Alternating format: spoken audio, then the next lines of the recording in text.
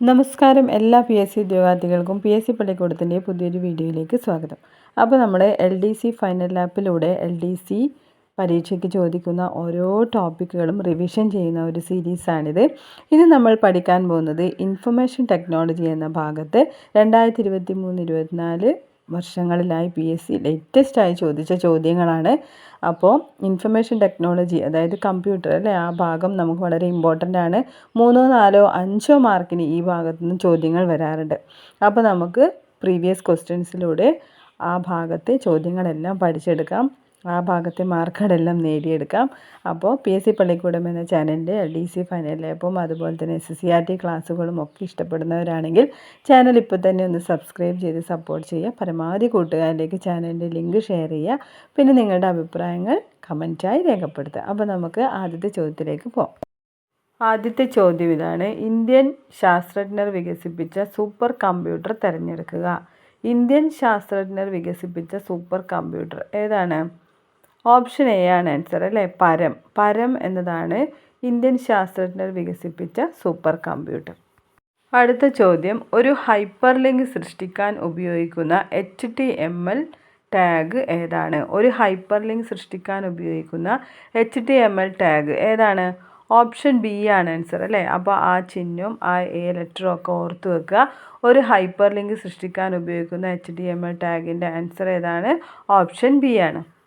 Next question: ശാശ്വതമായി data സംഭരിക്കുന്നതിന് താഴെ പറയുന്നവയിൽ ഏതാണ് ഉപയോഗിക്കുന്നത്? ശാശ്വതമായി ഡാറ്റ സംഭരിക്കുന്നതിന് ഏതാണ് ഉപയോഗിക്കുന്നത്? ഏതൊക്കെ വരും? ഓപ്ഷൻ സി ആണ് അല്ലേ, 2ഉം 4ഉമാണ് ശാശ്വതമായി ഡാറ്റ സംഭരിക്കാൻ വേണ്ടി, അതായത് സ്ഥിരമായി ഡാറ്റ സംരക്ഷിക്കുന്നതിന് വേണ്ടി ഉപയോഗിക്കുന്നത്. ഹാർഡ് ഡിസ്ക് അതുപോലെ തന്നെ DVD, ഇത് രണ്ടുമാണ്. അപ്പോൾ റാം എന്താണ്? റാം താൽക്കാലികമായി മെമ്മറി സൂക്ഷിക്കുന്ന സംരംഭമാണ്. അതുപോലെ തന്നെ കാഷെ മെമ്മറിയും താൽക്കാലികമായി ഡാറ്റ സംഭരിക്കുന്നതാണ്. അപ്പോൾ ഏതാണ് ആൻസർ വരിക? 2ഉം 4ഉം, അതായത് ഹാർഡ് ഡിസ്കും DVDയുമാണ് ശാശ്വതമായി ഡാറ്റ സംഭരിക്കുന്നതിന് ഉപയോഗിക്കുന്നത്. മനസ്സിലായല്ലോ. അടുത്ത ചോദ്യം: താഴെ നൽകിയിരിക്കുന്നവയിൽ നിന്ന് ക്ഷുദ്രകരമായ സോഫ്റ്റ്വെയർ തിരഞ്ഞെടുക്കുക. ഏതാണ് ക്ഷുദ്രകരമായ സോഫ്റ്റ്വെയർ? അതായത് നമുക്ക് ദ്രോഹം ചെയ്യുന്ന അല്ലേ, ക്ഷുദ്രകരമായ സോഫ്റ്റ്വെയർ ആണ് കീ ലോഗർ. ഓപ്ഷൻ ഡി ആണ് ആൻസർ, കീ ലോഗർ. അടുത്ത ചോദ്യം ചേരുംപടി ചേർക്കാനാണ്. താഴെ തന്നിരിക്കുന്നവ ചേരുംപടി ചേർക്കുക. ശ്രദ്ധിച്ച് വായിക്കണം ഓപ്ഷൻസ്. ഒന്നാമത്തത് ഒറാക്കിൾ, എ ഇമേജ് എഡിറ്റർ, രണ്ടാമത്തത് ഫേസ്ബുക്ക്, ബി സെർച്ച് എൻജിൻ, മൂന്നാമത്തത് ജിംബ്, നാലാമത്തത് ഗൂഗിൾ അല്ലേ. അപ്പോൾ അതിന് ചേരുന്നതാണ് നമ്മൾ ഇപ്പുറത്തെ ഭാഗത്ത് നിന്ന് സെലക്ട് ചെയ്യണം. അപ്പോൾ ഒന്നാമത്തത് ഒറാക്കിളാണ് അല്ലേ. ഒറാക്കിൾ ഏതുമായി ചേർന്നിരിക്കുന്നു? ഒറാക്കിൾ ചേർന്നത് F ഓപ്ഷനുമായിട്ടാണ്, അതായത് RDBMS ആണ് ഒറാക്കിളുമായി ചേർന്നിരിക്കുന്നത്. അപ്പോൾ അതറിയാത്തവരാണെങ്കിൽ രണ്ടാമത്തെ ഓപ്ഷൻ നോക്കുക, ഫേസ്ബുക്ക് അല്ലേ. ഫേസ്ബുക്ക് എല്ലാവർക്കും അറിയാം. എന്താണ് ഫേസ്ബുക്ക്? അതൊരു സോഷ്യൽ മീഡിയ ആണെന്ന് എല്ലാവർക്കും അറിയാം അല്ലേ. അപ്പോൾ രണ്ടാമത്തേതിന് ചേരുന്നത് സോഷ്യൽ മീഡിയ, എന്ന ആൻസറാണ്. അപ്പോൾ ഓപ്ഷൻ നോക്കിയേ, 2 ഓപ്ഷൻ മാത്രമേ രണ്ടാമത്തേത് വരുന്നുള്ളൂ, എയും സിയും. അപ്പോൾ നമുക്ക് എന്ത് ചെയ്യാം? BD എന്ന ഓപ്ഷൻ നമുക്ക് അപ്പോൾ തന്നെ വെട്ടിക്കളയാം. അപ്പോൾ അടുത്തത് നോക്കുക, ജിംബ് അല്ലേ. ജിംബ് എന്നത് എന്താണ്? അതൊരു ഇമേജ് എഡിറ്ററാണ്. അപ്പോൾ 3A ആണ് വരിക. അപ്പോൾ 3A എന്ന് വരുന്ന ഒരു ഓപ്ഷൻ മാത്രമേ ഉള്ളൂ അല്ലേ, സി ഓപ്ഷൻ. അപ്പോൾ തന്നെ നമുക്ക് ആൻസർ കിട്ടും. എങ്കിലും നമുക്ക് അടുത്തതോടെ നോക്കാം. ഗൂഗിൾ ഏതാണ്? ഗൂഗിൾ എന്നത് ഒരു സെർച്ച് എഞ്ചിനാണെന്നറിയാം അല്ലേ. അപ്പോൾ നമ്മൾ ആൻസർ ഉറപ്പിച്ചു. ഏതാണ്? ഓപ്ഷൻ സി ആണ് ആൻസർ. മനസ്സിലായല്ലോ. ഇതുപോലെ അറിയുന്ന കാര്യങ്ങൾ മാത്രം വെച്ച് ഓപ്ഷനിൽ നിന്ന് തന്നെ ആൻസർ കണ്ടുപിടിക്കാൻ ശ്രദ്ധിക്കുക, അതായിരിക്കും ഏറ്റവും എളുപ്പം. അടുത്ത ചോദ്യം നോക്കാം. താഴെ പറയുന്നവയിൽ ബ്രൗസർ അല്ലാത്തത് ഏതാണ്? ഏതാണ്? ഏതൊക്കെയാണ്? ഓപ്ഷൻ നോക്കിയേ. ഏതാണ് നമുക്ക് ആൻസർ വരിക? യൂട്യൂബ് ആണ് അല്ലേ. ഓപ്ഷൻ ബി ആണ് ആൻസർ, യൂട്യൂബ് എന്ന് പറയുന്നത് എന്താണ്? ഒരു സോഷ്യൽ മീഡിയ ആണ്, നമുക്കറിയാം. അപ്പോൾ തന്നെ നമുക്ക് എന്ത് ചെയ്യാം? ആൻസറിലേക്ക് എത്താൻ പറ്റും. എങ്കിലും ബാക്കി ഓപ്ഷൻസ് ഒക്കെ നോക്കുക. ഇൻ്റർനെറ്റ് എക്സ്പ്ലോറർ, നെറ്റ്സ്കേപ്പ് നാവിഗേറ്ററും ഗൂഗിൾ ക്രോം എല്ലാം എന്താണ്? ഒരു ബ്രൗസറാണ് അല്ലേ.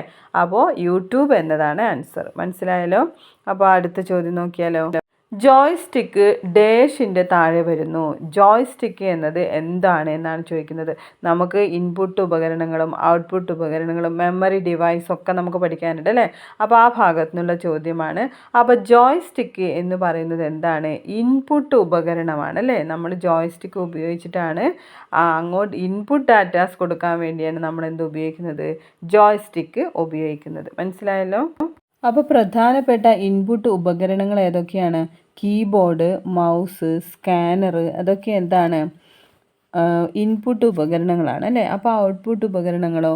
മോണിറ്റർ, പ്രിൻ്റർ, പ്ലോട്ടർ, സ്പീക്കർ തുടങ്ങിയവയെല്ലാം എന്താണ്? ഔട്ട്പുട്ട് ഉപകരണങ്ങളാണ്. അപ്പോൾ ഇനിയും കുറേ ഔട്ട്പുട്ട് ഉപകരണങ്ങളുണ്ട്, അതൊക്കെ നിങ്ങൾ പഠിച്ചു വെക്കുക. അടുത്ത ചോദ്യം നോക്കാം. താഴെ പറയുന്നവയിൽ ഏതൊക്കെ സൈബർ കുറ്റകൃത്യങ്ങളായി കണക്കാക്കപ്പെടുന്നത്? താഴെ പറയുന്നവയിൽ ഏതൊക്കെയാണ് സൈബർ കുറ്റകൃത്യങ്ങളായി കണക്കാക്കപ്പെടുന്നത് എന്നാണ് ചോദിക്കുന്നത്. ഓപ്ഷൻസ് നോക്കാം. Hacking, programming, browsing, phishing. ഏതൊക്കെയാണ് സൈബർ കുറ്റകൃത്യങ്ങൾ?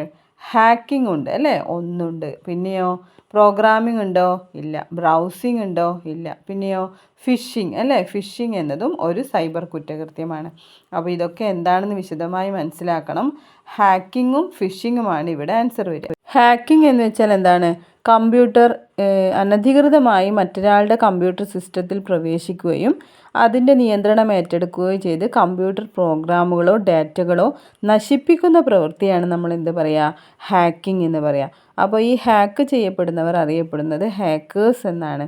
അപ്പോൾ നല്ല ഉദ്ദേശത്തോടെ ഹാക്ക് ചെയ്യുന്നതുണ്ട് അല്ലേ, അതിന് എന്താണ് പറയുക? വൈറ്റ് ഹാറ്റ് ഹാക്കേഴ്സ് എന്നാണ് പറയുക. എന്നാൽ ദുരുദ്ദേശത്തോടെ ഹാക്ക് ചെയ്യുന്നവർ അറിയപ്പെടുന്നത് ബ്ലാക്ക് ഹാറ്റ് ഹാക്കേഴ്സ് എന്നാണ്. പിന്നെയോ ചില അവസരങ്ങളിൽ സതുദ്ദേശത്തോടു കൂടിയും മറ്റു ചില അവസരങ്ങളിൽ ദുരുദ്ദേശത്തോടു കൂടിയും ഹാക്കിംഗ് നടത്തുന്നവർ അറിയപ്പെടുന്നത് ഗ്രേ ഹാറ്റ് ഹാക്കേഴ്സ് എന്നാണ്. അപ്പോൾ ഇത്രയും കാര്യങ്ങൾ മനസ്സിലാക്കി വെക്കുക. ഇനി അടുത്തത് ഫിഷിംഗ് ആണ് അല്ലേ. എന്താണ് ഫിഷിംഗ്? മറ്റൊരാളുടെ യൂസർ നെയിമും പാസ്വേഡ്, ക്രെഡിറ്റ് കാർഡ്, അങ്ങനെ അതിൻ്റെയൊക്കെ വിശദാംശങ്ങൾ ശേഖരിച്ച് ആൾമാറാട്ടം നടത്തി തെറ്റിദ്ധരിപ്പിച്ചുകൊണ്ട് നേടിയെടുക്കാൻ ശ്രമിക്കുന്നതാണ് ഫിഷിംഗ്. എന്താണ് ഫിഷിംഗ്? മറ്റൊരാളുടെ user name, password, credit card വിശദാംശങ്ങൾ എന്നിവ ആൾമാറാട്ടം നടത്തി തെറ്റിദ്ധരിപ്പിച്ചുകൊണ്ട് നേടിയെടുക്കാൻ ശ്രമിക്കുന്നതിനെയാണ് എന്ത് പറയുക? ഫിഷിംഗ് എന്ന് പറയാം. PSC പലതവണ ചോദിച്ച ചോദ്യമാണ്. അപ്പോൾ സൈബർ കുറ്റകൃത്യങ്ങളെല്ലാം കൃത്യമായി പഠിച്ചു വെക്കണം. അപ്പോൾ അടുത്ത ചോദ്യം നോക്കാം. എന്താണ് URL? അപ്പോൾ URLൻ്റെ ഫുൾ ഫോം ആണ് ചോദിക്കുന്നത്. എന്താണ് URL? യൂണിഫോം റിസോഴ്സ് ലൊക്കേറ്റർ അല്ലേ. ഓപ്ഷൻ ബി ആണ് ആൻസർ. യൂണിഫോം റിസോഴ്സ് ലൊക്കേറ്റർ എന്നതാണ് URL. മനസ്സിലായല്ലോ. Next question. പരംപ്രവേഗവുമായി ബന്ധപ്പെട്ട് ഏതൊക്കെ പ്രസ്താവനകളാണ് ശരി? ശ്രദ്ധിച്ചു വായിക്കണം. പരംപ്രവേഗവുമായി ബന്ധപ്പെട്ട് ഏതൊക്കെ പ്രസ്താവനകളാണ് ശരി? ഒന്നാമത്തെ പ്രസ്താവന എന്താണ്? IISc ഇത് ഇൻസ്റ്റാൾ ചെയ്യുകയും കമ്മീഷൻ ചെയ്യുകയും ചെയ്തു. ശരിയാണോ? ശരിയാണ്. അടുത്ത ഓപ്ഷൻ, ഇന്ത്യയിലെ ഏറ്റവും ശക്തമായ സൂപ്പർ കമ്പ്യൂട്ടറുകളിൽ ഒന്നാണിത്. ആ പ്രസ്താവനയും എന്താണ്? ശരിയാണ്. മൂന്നാമത്തെ പ്രസ്താവന നോക്കാം. Centre for development of advanced computing ആണ് ഇത് രൂപകൽപ്പന ചെയ്തിരിക്കുന്നത്. ഈ ഓപ്ഷൻ ശരിയാണോ? ശരിയാണ് അല്ലേ. നെക്സ്റ്റ്, ഈ സംവിധാനം നിരവധി ഗവേഷണ വിദ്യാഭ്യാസ സംരംഭങ്ങളെ പിന്തുണയ്ക്കുമെന്ന് പ്രതീക്ഷിക്കുന്നു. അപ്പോൾ അതും ശരിയാണ്. അപ്പോൾ ഏതാണ് നമ്മുടെ ആൻസർ വരിക? ഓപ്ഷൻ എ ആണ്. എല്ലാ പ്രസ്താവനകളും ശരിയാണ് എന്നതാണ് ആൻസർ. അപ്പോൾ പരംപ്രവേഗിനെ പറ്റി ഇത്രയും കാര്യങ്ങൾ നിങ്ങൾ പഠിച്ചു വെക്കുക. അടുത്ത ചോദ്യം, IPv4 അഡ്രസ്സ് ഒരു ഡാഷ് ബിറ്റ് അഡ്രസ്സാണ്. IPv4 അഡ്രസ്സ് ഒരു ഡാഷ് ബിറ്റ് അഡ്രസ്സാണ്. ഏതാണ്? 32 അല്ലേ. 32 ബിറ്റ് അഡ്രസ്സാണ് IPv4 എന്നത്. അതൊന്ന് ബൈഹാർട്ട് ചെയ്ത് പഠിച്ചു വെച്ചാൽ മതി. അടുത്ത ചോദ്യം, ഒരു കമ്പ്യൂട്ടർ ഇൻ്റർനെറ്റിലെ മറ്റ് കമ്പ്യൂട്ടറുകളുമായി ആശയവിനിമയം നടത്തുന്നത് ഡാഷ് ഉപയോഗിച്ചാണ്. ഒരു കമ്പ്യൂട്ടർ ഇൻ്റർനെറ്റിലെ മറ്റു കമ്പ്യൂട്ടറുമായി ആശയവിനിമയം നടത്തുന്നത് എന്ത് ഉപയോഗിച്ചിട്ടാണ്? ഓപ്ഷൻ ബി ആണ് ആൻസർ അല്ലേ. TCP അല്ലെങ്കിൽ IP അല്ലേ. ഏത്? ഇൻ്റർനെറ്റ് പ്രോട്ടോക്കോൾ ഉപയോഗിച്ചാണ് അല്ലെങ്കിൽ TCP ഉപയോഗിച്ചാണ് എന്നതാണ് ആൻസർ വരിക. TCP എന്നാൽ എന്താണ്? ട്രാൻസ്മിഷൻ കൺട്രോൾ പ്രോട്ടോക്കോൾ അല്ലേ. ട്രാൻസ്മിഷൻ കൺട്രോൾ പ്രോട്ടോക്കോൾ അല്ലെങ്കിൽ ഇൻ്റർനെറ്റ് പ്രോട്ടോക്കോൾ, അതായത് IP. ഇത് ഏതെങ്കിലും ഒന്ന് ഉപയോഗിച്ചാണ് ഒരു നെറ്റ്വർക്കിൽ കമ്മ്യൂണിക്കേഷൻ ഉപയോഗിക്കുന്നത്. അപ്പോൾ ഇത് കൃത്യമായി പഠിച്ചു വെക്കണം. ഒരു നെറ്റ്വർക്കിൽ കമ്മ്യൂണിക്കേഷൻ ഉപയോഗിക്കുന്ന പ്രോട്ടോക്കോളാണ് TCP അല്ലെങ്കിൽ IP. അടുത്ത ചോദ്യം, ഇലക്ട്രോണിക് രേഖകളുടെ നിയമപരമായ അംഗീകാരം 2000-ലെ IT ആക്ടിൻ്റെ ഏത് വിഭാഗമാണ് കൈകാര്യം ചെയ്യുന്നത്? ഇലക്ട്രോണിക് രേഖകളുടെ നിയമപരമായ അംഗീകാരം 2000-ലെ IT ആക്ടിൻ്റെ ഏത് വിഭാഗമാണ് കൈകാര്യം ചെയ്യുന്നത്? സെക്ഷൻ 4 ആണ്. ഏതാണ്? സെക്ഷൻ 4 ആണ് എന്ന് പഠിച്ചു വെക്കുക. മനസ്സിലായല്ലോ? അടുത്ത ചോദ്യം, വിവരങ്ങൾ സൂക്ഷിക്കുന്ന കമ്പ്യൂട്ടറിലെ ഏറ്റവും വേഗതയേറിയ മെമ്മറി താഴെ പറയുന്നവയിൽ ഏതാണ്? ഇതെപ്പോഴും ഒരു കൺഫ്യൂഷൻ വരുന്ന ഒരു ചോദ്യമാണ് അല്ലേ? വിവരങ്ങൾ സൂക്ഷിക്കുന്ന കമ്പ്യൂട്ടറിലെ ഏറ്റവും വേഗതയേറിയ മെമ്മറി എന്ന് പറയുന്നത് രജിസ്റ്റർ മെമ്മറിയാണ് അല്ലേ? രജിസ്റ്റർ മെമ്മറിയാണ്. പക്ഷേ ശരിക്കും ഇതിൻ്റെ ആൻസർ ക്യാഷെ മെമ്മറിയാണ് എന്നാണ് വരിക. ചില സമയങ്ങളിൽ PSC ക്യാഷെ മെമ്മറി എന്നും ആൻസർ കൊടുക്കാറുണ്ട്. അപ്പോൾ നിങ്ങൾ പരീക്ഷാ ഹാളിൽ വെച്ച് നിങ്ങളുടെ യുക്തി ഉപയോഗിച്ച് ചെയ്യുക. വിവരങ്ങൾ സൂക്ഷിക്കുന്ന കമ്പ്യൂട്ടറിലെ ഏറ്റവും വേഗതയേറിയ മെമ്മറി എന്ന് പറയുന്നത് ക്യാഷെ മെമ്മറിയാണ്. അപ്പോൾ ഈ എക്സാമിൽ PSC ആൻസർ കൊടുത്തത് രജിസ്റ്റർ എന്നാണ് എന്ന് പഠിച്ചു വെക്കുക. അടുത്ത ചോദ്യം, ഓപ്പറേറ്റിംഗ് സിസ്റ്റത്തിൻ്റെ സേവനങ്ങൾ ആക്സസ് ചെയ്യുന്നതിനുള്ള ഇൻ്റർഫേസ് നൽകുന്നത് ആരാണ്? സിസ്റ്റം കോളുകളാണ് അല്ലേ? ഓപ്ഷൻ ഡി ആണ് ആൻസർ. സിസ്റ്റം കോളുകൾ. ഓപ്പറേറ്റിംഗ് സിസ്റ്റത്തിൻ്റെ സേവനങ്ങൾ ആക്സസ് ചെയ്യുന്നതിനുള്ള ഇൻ്റർഫേസ് നൽകുന്നത് ആരാണ്? സിസ്റ്റം കോളുകളാണ്. ഓക്കെ. നെക്സ്റ്റ് ക്വസ്റ്റ്യൻ, ഇമെയിൽ ഉപഭോക്താക്കളുടെ സമ്മതമില്ലാതെ ഒരു സേവനത്തിൻ്റെയോ ഉൽപ്പന്നത്തിൻ്റെയോ പ്രചാരണത്തിന് അയക്കുന്ന സന്ദേശമാണ് ഡാഷ്. ഏതാണ്? സ്പാം ആണ് അല്ലേ? സ്പാംസ് എന്നതാണ് ആൻസർ. ഓപ്ഷൻ സി സ്പാംസ് എന്നതാണ് ആൻസർ. അതായത് ഇമെയിൽ ഉപഭോക്താക്കളുടെ സമ്മതമില്ലാതെ, ഇപ്പം നമ്മുടെ ഫോണൊക്കെ എടുത്തു കഴിഞ്ഞാൽ നിങ്ങൾക്ക് കാണാൻ പറ്റും, നമ്മുടെ സമ്മതമില്ലാതെ തന്നെ നമ്മുടെ മെയിലിലേക്ക് ഒരുപാട് മെയിലുകൾ വരാറുണ്ട് അല്ലേ? ഒരുപാട് എന്തൊക്കെയോ പരസ്യങ്ങളും സേവനങ്ങളുടെയൊക്കെ കാര്യങ്ങൾ നമുക്ക് മെയിലായിട്ട് വരാറുണ്ട്. അപ്പോൾ അതിനെയാണ് എന്ത് പറയുക? സ്പാമിങ് എന്ന് പറയുക. അപ്പോൾ സ്പാംസ് എന്നതാണ് ആൻസർ വരിക. നെക്സ്റ്റ് ക്വസ്റ്റ്യൻ, കമ്പ്യൂട്ടറിൽ ഉപയോഗിക്കുന്ന ഒരു ഇൻപുട്ട് ഉപകരണമാണ്. അപ്പോൾ നമ്മൾ നേരത്തെയും പഠിച്ചു അല്ലേ ഒരു ഇൻപുട്ട് ഉപകരണം. അപ്പോൾ ഏതാണ് ഇൻപുട്ട് ഉപകരണം വരിക? സ്കാനറാണ്. ഏതാണ്? ഓപ്ഷൻ സി സ്കാനർ എന്നതാണ് ആൻസർ വരിക. അപ്പോൾ പ്രിൻ്ററും പ്ലോട്ടറും ഒക്കെ ബ്ലൂറേ DVD ഒക്കെ എന്താണ്? ഔട്ട്പുട്ട് ഉപകരണമാണ് നമ്മൾ നേരത്തെ പഠിച്ചല്ലോ. അപ്പോൾ ഇവിടെ ഇൻപുട്ട് ഉപകരണം ഏതാണ് വരിക? സ്കാനർ എന്നതാണ് ആൻസർ. അടുത്ത ചോദ്യം, ഉയർന്ന തലത്തിലുള്ള ഭാഷകളിൽ എഴുതിയ പ്രോഗ്രാമുകൾ യന്ത്രഭാഷകളിലേക്ക് മാറ്റുന്നതിന് ഡാഷ് ഉപയോഗിക്കുന്നു. ഉയർന്ന തലത്തിലുള്ള ഭാഷകളിൽ എഴുതിയ പ്രോഗ്രാമുകൾ യന്ത്രഭാഷയിലേക്ക് മാറ്റാൻ വേണ്ടി ഏതാണ് ഉപയോഗിക്കുക? ലാംഗ്വേജ് പ്രോസസ്സറാണ് അല്ലേ? ഓപ്ഷൻ എ ലാംഗ്വേജ് പ്രോസസ്സറാണ് ഉപയോഗിക്കുന്നത്. പറയുന്ന കാര്യങ്ങൾ വ്യക്തമാവുന്നുണ്ടല്ലോ അല്ലേ? അടുത്ത ചോദ്യം, ഇമ്പാക്റ്റ് പ്രിൻ്റർ ഏത് വിഭാഗത്തിൽ പെടുന്നു? ഇമ്പാക്റ്റ് പ്രിൻ്റർ ഏത് വിഭാഗത്തിലാണ് പെടുന്നത്? ഏതാണ്? ഓപ്ഷൻ ഡി ആണ് ആൻസർ അല്ലേ? Dot matrix printer. Dot matrix പ്രിൻ്ററിലാണ് ഇമ്പാക്റ്റ് പ്രിൻ്റർ വരുന്നത്. അപ്പോൾ ഈ പ്രിൻ്ററുകൾ 2 തരത്തിലുണ്ട് എന്ന് പഠിച്ചു വെക്കുക. പ്രിൻ്ററുകൾ എത്ര തരത്തിലാണുള്ളത്? 2 തരത്തിലാണുള്ളത്. ഇമ്പാക്റ്റ് പ്രിൻ്ററും നോൺ ഇമ്പാക്റ്റ് പ്രിൻ്ററുകളുമാണ്. അപ്പോൾ ഇമ്പാക്റ്റ് പ്രിൻ്ററുകൾക്ക് ഉദാഹരണമാണ് line printer, dot matrix printer, drum printer, chain printer, daisywheel printer അല്ലേ? അപ്പോൾ ഇത്രയും പ്രിൻ്ററുകളാണ് ഇമ്പാക്റ്റ് പ്രിൻ്ററുകൾക്ക് ഉദാഹരണം. ഇനി നോൺ ഇമ്പാക്റ്റ് പ്രിൻ്ററുകൾക്ക് ഉദാഹരണം ഏതാണ്? ഇങ്ക് ജെറ്റ് പ്രിൻ്ററും ലേസർ പ്രിൻ്ററും. അപ്പോൾ നമ്മൾ എളുപ്പത്തിന് വേണ്ടി എന്ത് ചെയ്താൽ മതി?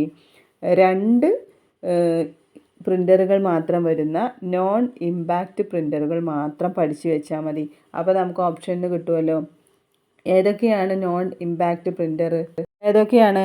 ഇങ്ക് ജെറ്റ് പ്രിൻ്ററും ലേസർ പ്രിൻ്ററും. അത് കണക്ട് ചെയ്യാൻ വേണ്ടി ഇല എന്ന് പഠിച്ചു വെച്ചാൽ മതി. നോൺ ഇമ്പാക്റ്റ് പ്രിൻ്ററുകൾക്ക് ഉദാഹരണം ഇലയാണെന്ന് പഠിച്ചു വെച്ചാൽ മതി. ഇങ്ക് ജെറ്റ് പ്രിൻ്ററും ലേസറും. അടുത്ത ചോദ്യം, സമൂഹ മാധ്യമ ഒപ്റ്റിമൈസേഷൻ എന്നാൽ എന്താണ്? അതായത് സമൂഹ മാധ്യമം എന്തുദ്ദേശിക്കുന്നത്? സോഷ്യൽ മീഡിയ ആണ്. അതിൻ്റെ മലയാളമാണ്. അപ്പോൾ സോഷ്യൽ മീഡിയ ഒപ്റ്റിമൈസേഷൻ എന്നാൽ എന്താണ് എന്നാണ് ചോദിക്കുന്നത്. എന്താണ്? ഏതാണ് ആൻസർ വരിക? ഓപ്ഷൻ ബി ആണ് ആൻസർ അല്ലേ? സോഷ്യൽ നെറ്റ്വർക്ക് വഴി വളരെ വേഗം പ്രചാരം നൽകുന്ന വിധമുള്ള ഉള്ളടക്കം നിർമ്മിക്കുക എന്നതാണ് ആരുടെ ഡ്യൂട്ടി? Social media optimisation. അതായത് സോഷ്യൽ മീഡിയക്കാർ എന്താണ് ഇപ്പോൾ ചെയ്യുന്നത്? വളരെ വേഗം പ്രചാരം നൽകുന്ന വിധമുള്ള വാർത്തകളാണല്ലോ അവരുണ്ടാക്കുന്നത്. അപ്പോൾ അത് തന്നെയാണ് PSC ഉദ്ദേശിച്ചത്. സോഷ്യൽ നെറ്റ്വർക്ക് വഴി വളരെ വേഗം പ്രചാരം നൽകുന്ന വിധമുള്ള ഉള്ളടക്കം നിർമ്മിക്കുകയാണ് സമൂഹ മാധ്യമ ഒപ്റ്റിമൈസേഷൻ എന്നതുകൊണ്ട് ഉദ്ദേശിക്കുന്നത്. മനസ്സിലായോ? അടുത്ത ചോദ്യം, ഫിഫോ ഷെഡ്യൂളിംഗ് എന്നാൽ എന്താണ്? ഫിഫോ ഷെഡ്യൂളിംഗ് എന്ന് വെച്ചാൽ എന്താണ്? നോൺ പ്രീ എംപ്റ്റീവ് ഷെഡ്യൂളിംഗ് എന്നതാണ് answer. Option B non preemptive scheduling. അടുത്ത ചോദ്യം, വ്യത്യസ്തങ്ങളായ പ്രോട്ടോകോൾ ഉപയോഗിക്കുന്ന ഡിവൈസുകളെ ബന്ധിപ്പിക്കുന്ന ഉപകരണം ഏതാണ്? ഗേറ്റ് വേ ആണല്ലേ. ഓപ്ഷൻ സി ആണ് ആൻസർ, ഗേറ്റ് വേ. വ്യത്യസ്തങ്ങളായ പ്രോട്ടോകോൾ ഉപയോഗിക്കുന്ന ഡിവൈസുകളെ ബന്ധിപ്പിക്കുന്ന ഉപകരണമാണ് ഗേറ്റ് വേ. സ്വിച്ച് എന്നാൽ എന്താണ്? ഒന്നിലധികം കമ്പ്യൂട്ടറുകളെ ഒരു ലാനിനുള്ളിൽ ബന്ധിപ്പിക്കാൻ ഉപയോഗിക്കുന്ന ഉപകരണമാണ് സ്വിച്ച്. അടുത്ത ചോദ്യം, ഏതെങ്കിലും ഒരു ഡിജിറ്റൽ ആസ്തിയോ വിവരമോ ചോർത്തുന്നത് IT ആക്ടിൻ്റെ ഏത് സെക്ഷനിലാണ് സൈബർ കുറ്റകൃത്യമായി രേഖപ്പെടുത്തിയിരിക്കുന്നത്? ഏതാണ്? ഓപ്ഷൻ എ ആണ് ആൻസർ അല്ലേ. 65 സെക്ഷനിലാണ്. സെക്ഷൻ 65ലാണ് ഡിജിറ്റൽ ആസ്തിയോ വിവരമോ ചോർത്തുന്നത് ഉൾപ്പെടുത്തിയിരിക്കുന്നത്. അപ്പോൾ സെക്ഷൻ 65 എന്താണ്? സൈബർ ടാമ്പറിംഗ് ആണ് അല്ലേ. സൈബർ ടാമ്പറിംഗ് അതായത് ഒരു വെബ്സൈറ്റിലെ ശരിയായ രേഖകൾ നീക്കം ചെയ്ത് തെറ്റായ രേഖകൾ ഉൾപ്പെടുത്തുന്നതിനെയാണ് സൈബർ ടാമ്പറിംഗ് എന്ന് പറയുക. അപ്പോൾ അതാണ് സെക്ഷൻ 65. അപ്പോൾ 67 എന്താണ്?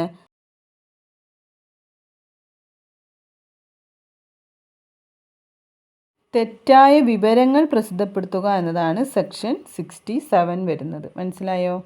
അടുത്ത ചോദ്യം, കമ്പ്യൂട്ടർ വിഭവങ്ങൾ ഉപയോഗിച്ച് ആൾമാറാട്ടം നടത്തിയാൽ IT ആക്ട് 2000/2008 ഏതു സെക്ഷൻ പ്രകാരമാണ് ശിക്ഷ നടപ്പിലാക്കുന്നത്? അപ്പോൾ കമ്പ്യൂട്ടർ വിഭവങ്ങൾ ആൾമാറാട്ടം നടത്തിയാൽ ഏത് സെക്ഷനാണ്? ഓപ്ഷൻ സി ആണ് അല്ലേ. 66D ആണ് വരിക. അതായത് ആൾമാറാട്ടം നടത്തുക എന്നതാണ് 66D സെക്ഷനിൽ വരുന്നത്. അടുത്ത ചോദ്യം, ഇന്ത്യയിൽ ദേശീയ സൈബർ സുരക്ഷാ ബോധവൽക്കരണ മാസം എന്നാണ്? ദേശീയ സൈബർ സുരക്ഷാ ബോധവൽക്കരണ മാസം എപ്പോഴാണ്? ഒക്ടോബറിലാണ് അല്ലേ. ഓപ്ഷൻ എ ആണ് ആൻസർ, ഒക്ടോബർ എന്നതാണ് ആൻസർ. അടുത്ത ചോദ്യം, കമ്പ്യൂട്ടറിലേക്ക് അക്ഷരങ്ങൾ, ചിഹ്നങ്ങൾ, സംഖ്യകൾ എന്നിവ ടെക്സ്റ്റ് രൂപത്തിൽ ഇൻപുട്ട് ചെയ്യുവാൻ ഉപയോഗിക്കുന്ന ഉപകരണം ഏതാണ്? അത് നമുക്കെല്ലാവർക്കും അറിയാം. ഏതാണ്? കീബോർഡാണ് അല്ലേ. അക്ഷരങ്ങൾ, ചിഹ്നങ്ങൾ, സംഖ്യകൾ എന്നിവ ടെക്സ്റ്റ് രൂപത്തിൽ ഇൻപുട്ട് ചെയ്യാൻ ഉപയോഗിക്കുന്ന ഉപകരണമാണ് കീബോർഡ്. അടുത്ത ചോദ്യം, ഏതു തരംഗങ്ങളാണ് ബ്ലൂടൂത്ത് സംവിധാനത്തിൽ ഉപയോഗിക്കുന്നത്? ഏതു തരംഗങ്ങളാണ് ബ്ലൂടൂത്ത് സംവിധാനത്തിൽ ഉപയോഗിക്കുന്നത്? റേഡിയോ തരംഗങ്ങളാണ്. ഓപ്ഷൻ സി ആണ് ആൻസർ, റേഡിയോ തരംഗം. ഏതു തരംഗങ്ങളാണ് ബ്ലൂടൂത്ത് സംവിധാനത്തിൽ ഉപയോഗിക്കുന്നതെന്ന് മനസ്സിലായല്ലോ. ഏതാണ്? റേഡിയോ തരംഗങ്ങളാണ്. അടുത്ത ചോദ്യം, വിവിധ തരത്തിലും പ്രോട്ടോക്കോളിലും പ്രവർത്തിക്കുന്ന കമ്പ്യൂട്ടർ ശൃംഖലകളെ ബന്ധിപ്പിക്കാൻ ഡാഷ് ഉപയോഗിക്കുന്നു. ഇത് നമ്മൾ നേരത്തെ വേറൊരു ചോദ്യത്തിൽ പഠിച്ചു അല്ലേ. വിവിധ തരത്തിലുള്ള പ്രോട്ടോക്കോളിൽ പ്രവർത്തിക്കുന്ന കമ്പ്യൂട്ടർ ശൃംഖലകളെ ബന്ധിപ്പിക്കാൻ എന്താണ് ഉപയോഗിക്കുന്നത്? ഗേറ്റ് വേ ആണ്. ഏതാണ്? ഗേറ്റ് വേ. അടുത്ത ചോദ്യം, ഡഗ് ഡഗ് ഗോ എന്നത് എന്താണ്? ഡഗ് ഡഗ് ഗോ അല്ലേ. ഡഗ് ഡഗ് ഗോ എന്താണ്? ഒരു സെർച്ച് എഞ്ചിനാണ്. എന്താണ്? ഒരു സെർച്ച് എഞ്ചിൻ. അപ്പോൾ സെർച്ച് എഞ്ചിൻസിൻ്റെ ഒക്കെ പേര് പഠിച്ചു വെക്കണം. ഡഗ് ഡഗ് ഗോ എന്നത് ഒരു സെർച്ച് എഞ്ചിനാണ്. അപ്പോൾ കമ്പ്യൂട്ടർ മേഖലയിൽ നിന്ന് അല്ലേ, അല്ലെങ്കിൽ ഇൻഫർമേഷൻ ടെക്നോളജിയിൽ നിന്ന് PSC 2023-24 വർഷങ്ങളിൽ ലേറ്റസ്റ്റായി ചോദിച്ച കുറേ ചോദ്യങ്ങൾ നമ്മൾ പഠിച്ചു അല്ലേ. നല്ല കിടിലൻ ചോദ്യങ്ങളാണ്.